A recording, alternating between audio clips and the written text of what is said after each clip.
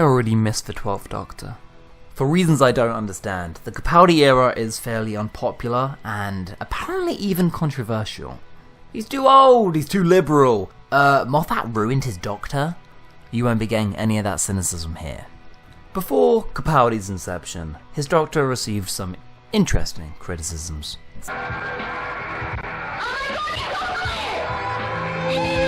The promise of leaving the romantic traveller pretty boy trope behind and going back to Doctor Who basics is a premise that alienated some,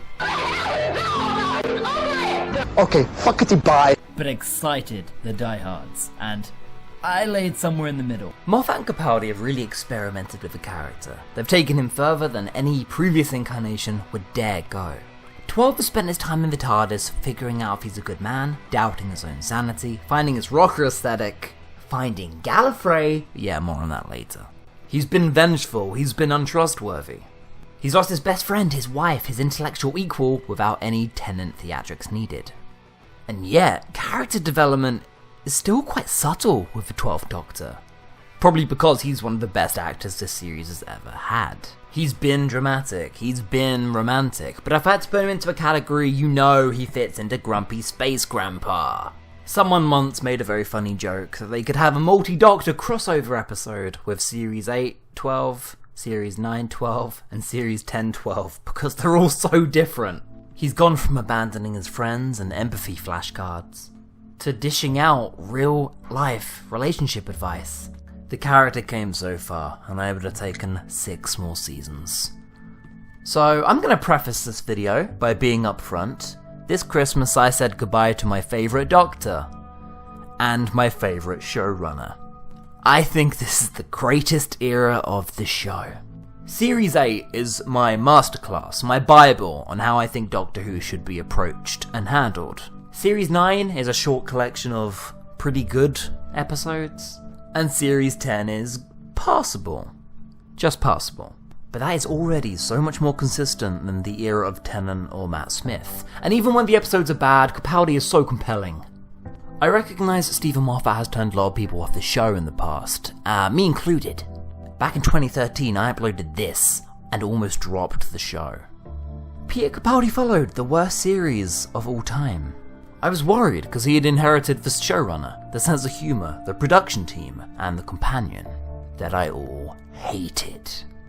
But almost immediately, Stephen Moffat cut out all the pretentiousness and the "ran you clever boys" of season 7, and somehow made Clara Oswald interesting. Going from my least favourite companion to my favourite companion of all time. All you had to do was give her the right Doctor. So even if you're not the biggest fan, I think you'll start missing Stephen Moffat and his influence very, very soon. What can I say? Good luck, Chris Chibnall, you've got a lot to follow up. Now, I actually did this video before, exactly a year ago in fact. Now, you might quite rightly be thinking, Sam, you've done this video before, you've uploaded it, I've watched that. Why did you upload the video when he still had a year left of his tenure? That's a valid question. But now that we can look over his whole era in retrospect, something I'm still not over, by the way, put him back! Put him back! Let's revisit, and also don't forget to subscribe to the official Doctor Who channel. Let's get started with the 5 best stories. Oxygen! Intentionally or not, Season 10 had this recurring theme of man-made evils, with human villainy or cybermen or human error as the inciting incident. Lots of the episodes left me lukewarm. I thought about putting the mindfuck extremis here, but the Missy subplot kinda detracts. I thought, hey, Empress of Mars was pretty great, except the Diplomat Doctor doesn't actually do anything. And the one returning iconic moment I can't shake of Season 10 is the Doctor going blind. I loved this. Recklessness led to lasting punishment. Well, okay, not that lasting. My point is, Jamie Matheson wrote it that way. And goddamn, between this and Flatline, we need Matheson next series. We need him to support Whittaker. I think this episode left the impression it did because it was an episode with actual stakes. True stakes for a change, and it puts the Doctor in a deadly situation by slowly stripping of him of all of his safety nets one by one. In terms of series writers, Matheson is top tier. I wish he had been blind up until his regeneration. They could have so done that. Number 2, playing house. Simply put, this is a great premise filled with amazing ideas and a twist on every single page. The Titan comic line is a real mixed bag, even more so than the TV series, but they're largely a B-roll of writers, and a bench that should be used to scout writers for the main series. This story is just such fun. It's a plethora of imaginative concepts. I won't spoil anything, but the Doctor lost in somebody else's TARDIS. Ah, nah, shit, that was a spoiler. But that's fine, because there's like 6 others. Seriously, dig it out. Number 3, controversial pick, Kill the Moon. Kill the Moon is a moral test for our characters, disguised as a base under siege story. I adored the Doctor as this distant alien figure. And halfway through this episode, this new Doctor is so detached that he just flies away. He leaves Clara to do the climax of the episode. That's cold. Could you see Eccleston doing that? I don't think so. It's a bold episode, it's a very scientifically inaccurate episode. What it isn't to me is a pro-life metaphor. Yeah, a bunch of people took this episode as a blatant, unsubtle metaphor for abortion rights. I think that's an element, but only of a larger whole. This is one of the most underrated stories and misunderstood stories of New Who, for sure. Number 4, Before the Flood. Doctor Who is at its best when remixing old cliches. This is a pretty down-to-earth story. We have the Doctor doing some old-fashioned problem-solving in a base under siege with monsters. That traditional air is almost exciting, but it never gets bogged down in the cliches. This story, for every cliche it uses, has a new way of subverting it. Oh, hi, I'm the Doctor. Oh, yeah, everyone knows who he is already. Looks like we can skip that. We're trapped and there's no way out. Actually, there is a way out. The story is solved halfway through, and all the characters decide to stay out of curiosity. That's something new. The Doctor-Clara relationship is at its best here. The side cast are actually likeable, I actually remember them. And the cliffhanger is top tier. And yet this story doesn't really stand out as some striking episode you must watch. It is. And lastly, Twice Upon a Time. The final Capaldi story. The regeneration episodes are always the best. This one went for subtly morose instead of that. Or this. God, Capaldi really wouldn't have suited a big fuck-off cinematic story. Instead, his final adventure is a multi-Doctor episode with no villain, where he gets his faith in the universe restored. Once I realised the route this story was taking, I was invested. The final 20 minutes makes this one of the standout episodes of All Who to me. What a great way to respectfully write off a character and also show that Moffat had one really good story left in him. This episode is my defence when I hear people say that Moffat didn't understand Doctor Who. Stephen Moffat understood that it was a self-referential show of a fandom who cared passionately about little details. Moffat understood that the Doctor wasn't a warrior. That's what it means to be a Doctor of War. And, most importantly, he understood that although Doctor Who was a show for everyone, it meant so much, took on a completely different purpose for young children. And that couldn't be more true. Now, the first Doctor's misogyny was a gag, okay? I think everyone got way too hung up on that, but overlook that as the joke that it is. And there's quite a respectable portrayal of the first Doctor here. It's nice to see the new series and the old series moralities collide. And no, I don't mean modern day political values, I'm talking about what the show has become. Like the Doctor being this grandiose figure, in comparison to the Gentleman of the Universe. A perfect, underplayed ending, beat by beat. And how great is it that 12's last lines are conveying Stephen Moffat and Peter Capaldi's real-world thoughts about the character in pop culture. In the dialogue itself is their goodbye, and they both had to move on. Something I can never do, please I need 12 back. But it wasn't all rainbows and sunshine. Here's like the 5 bad episodes Capaldi had. From a very, very biased fan. Lie of the Land. Lie of the Land is one of the rare few stories to make me legitimately mad. The Monk trilogy was weird and exciting, until the 3rd part dropped the ball and reduced the plot to nonsense. An oddly paced episode that spends 1/3 on technobabble, 1/3 on a cheap regeneration fake-out, and 1/3 on talking about doing things rather than actually doing them. Oh, and don't forget, the day is saved by love. There's almost some interesting stuff hidden in there about propaganda, brainwashing, and fake news.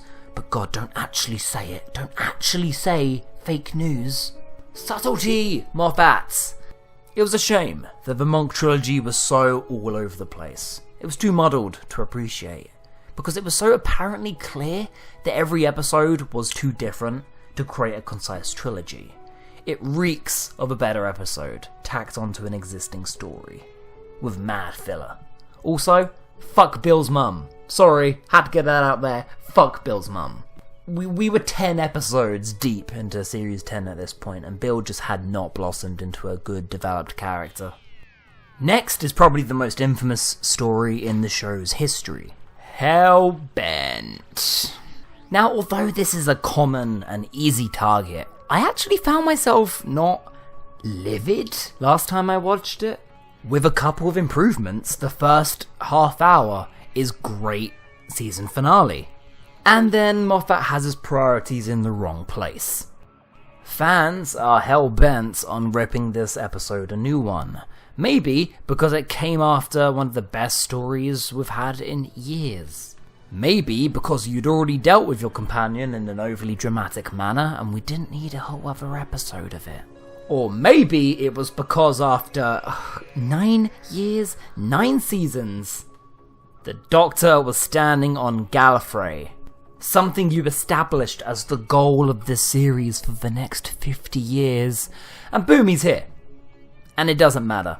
Quickly, the Doctor remembers, oh yes, I actually hated these people, and goes and talks about Clara some more. Capaldi's Doctor is also very good at the quiet rage of the authoritative ranting, the speeches. He's not good at throwing a Tennant rager. It doesn't suit the actor, it doesn't complement his incarnation. Rassilon defeat here, it's a good scene, out of context. In context, it is the worst scene. It is probably the most infuriating, disappointing episode Doctor Who has ever done. And although it's got some imaginative ideas of its own, I'm not gonna give this a pass just because it wasn't as bad as I remembered. Really, you could devote an entire season to the Time Lords. Season 10 could have been primarily Time Lord antagonists. But no. Hellbent. Cinematography's good though. Number 3, Sleep No More. The only one-parter from Series 9 is a giant fucking letdown. And it does make you think it probably is only a one-parter because there wasn't enough here for 2. This episode went for a found footage gimmick. I have no problem with that. It's kind of interesting to mix up your format a little bit. Even if it doesn't always make sense, that is not the problem. The issue is that I cannot remember for the life of me what happens in this story. I think I've watched it about 6 times and I just lose interest. It's always at the exact 30-minute mark. It just loses me. Forgettable cast, cringe-inducing acting, and the Doctor doesn't solve anything. Literally, doesn't solve a thing. Like sure, Hellbent might be a letdown, but at least it's competently made. This episode borders on unwatchable. Like a big BBC budget failed experiment. Skip. Number 4, The Crawling Terror. Going for a novel this time. There are good novels. If you want to pick up a good 12th Doctor novel because you'll need more of him, like me, I recommend anything but. Try out maybe Plague City and Deep Time. Great books. I actually considered them putting on the best list. Do not read The Crawling Terror. The great thing about Doctor Who in a novel format is that you can do anything, go anywhere, unbound by a BBC primetime studio budget. The Doctor fighting giant spiders? is not what I had in mind. Oh no, and these aren't the spiders from Planet of the Spiders, because that would actually be a Doctor Who property. It was early days for this Doctor, but he is at his all-time blandest here. You could fill in any other Doctor into saying these lines. And I did. It reads more of a John Pertwee unit story. Giant ants and cartoonish German scientists. This story wouldn't be out of place alongside Invasion of the Dinosaurs and the Green Death. That said though, it's not the 70s anymore. This book sucks. And last of all, okay, I'm out. I can't really name 5 truly terrible episodes. I was gonna suggest Caretaker, but I actually really like Danny Pink. Deep Breath, I've actually found it's really grown on me. The episode Last Christmas? Well no, that has a really great veer into Clara's mental state. Even The Forest of the Shite is light and harmless. Despite a couple gaping flaws, I just find Moffat's time with the Doctor to be my favourite stuff the show has ever produced.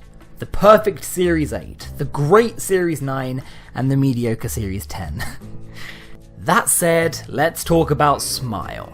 Smile got pretty mixed reactions. For me, it's just below average. And though it's not the worst episode in the world, it does feel like the first part of a 2-parter story. It has the sort of classic series pace to it, where it's more exploration based and conversation driven. I like that. You don't need a fast pace to be a good story. But this is an episode just based off a location. There's not enough content in the actual narrative? Or maybe there is, but it's all in the final 20 minutes, when that could have been an entire story. The first act takes up the majority of the episode. Thank God the emoji bots weren't a precursor of things to come. It also probably has the worst ending in New Who. After half an hour of nothing, the plot is then wrapped up in 2 minutes with a reset button. Yeah, a reset button. It's called that. There is no shame in this lazy ending. But Bill is really, really lovable in this. And I love 12's excitement at getting to blow something up. And the episode looks great. As I said, it's not the be-all and end-all of bad. I will never not stand up for this era of Doctor Who, because it's some of the best produced media we've ever had.